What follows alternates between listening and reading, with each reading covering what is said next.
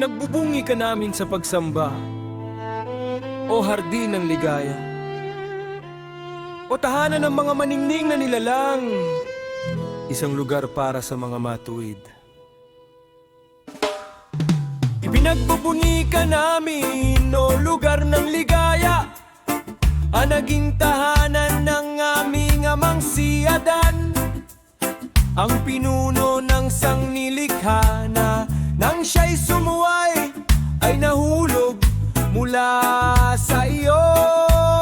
At saka nakita ang kanyang katawan sa buhay, hubad at kahiya-hiya.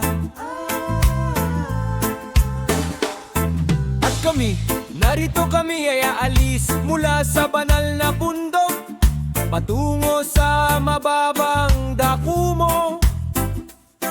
Ni hindi kami maninirahan dito, ni makikita ka man habang kami nabubuhay.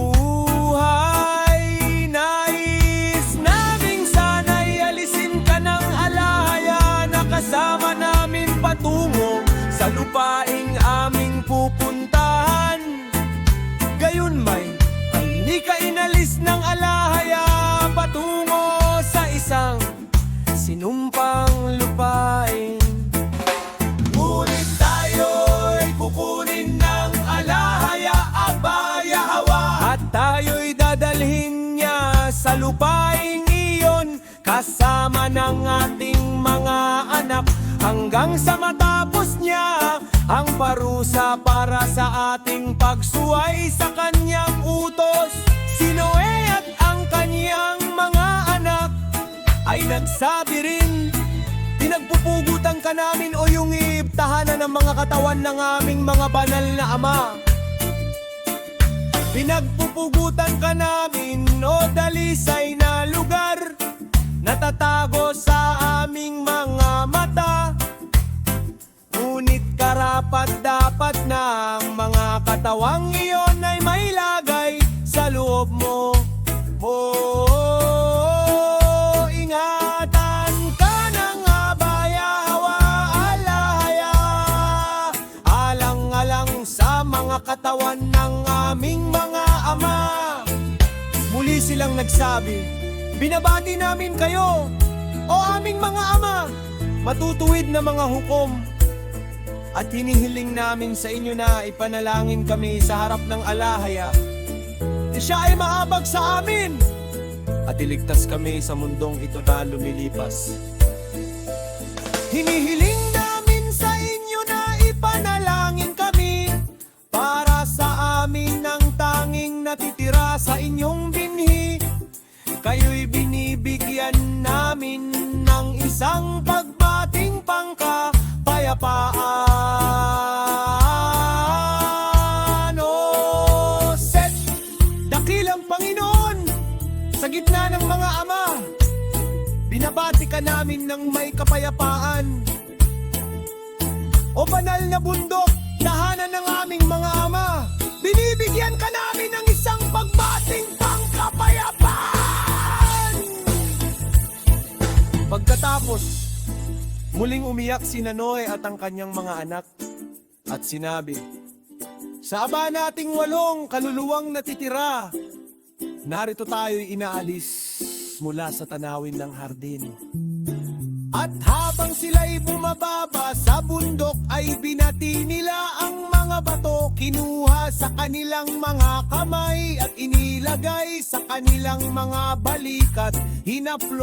Haplos nila ang mga puno at ginawa nila ito na umiiyak. At sila'y nagpatuloy sa pagbaba mula sa bundok hanggang sa makarating sila sa pintuan ng daong. Pagkatapos, si Nanoy at ang kaniyang mga anak ay naghanda. Patungo sa silangan at hiniling sa alahaya na sila'y kahabagan, na sila'y iligtas.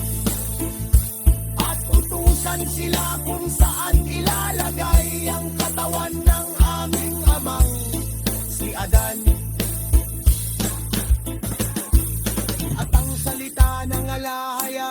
dumating kay Noe na nagsasabi,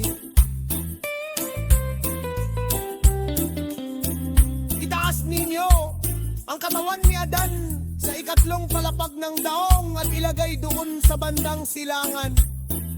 At ang ginto, ang insenso at ang mira ay kasama niya.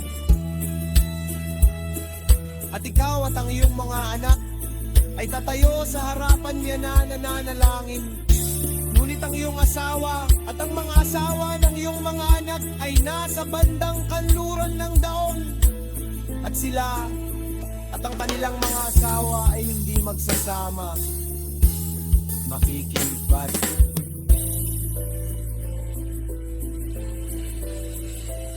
Nang marinig nga ni Noe ang mga salitang ito mula sa alaya, siya at ang kanyang mga anak ay pumasok sa daong at inilagay ang katawan ng aming amang si Adan sa bandang silangan. At ang tatlong handog ay kasama niya. At dinala ni Noe sa daong ang katawan ni Adan. Noon ay araw ng Biyernes, 2 oras, 27 ng buwan ng Gembo.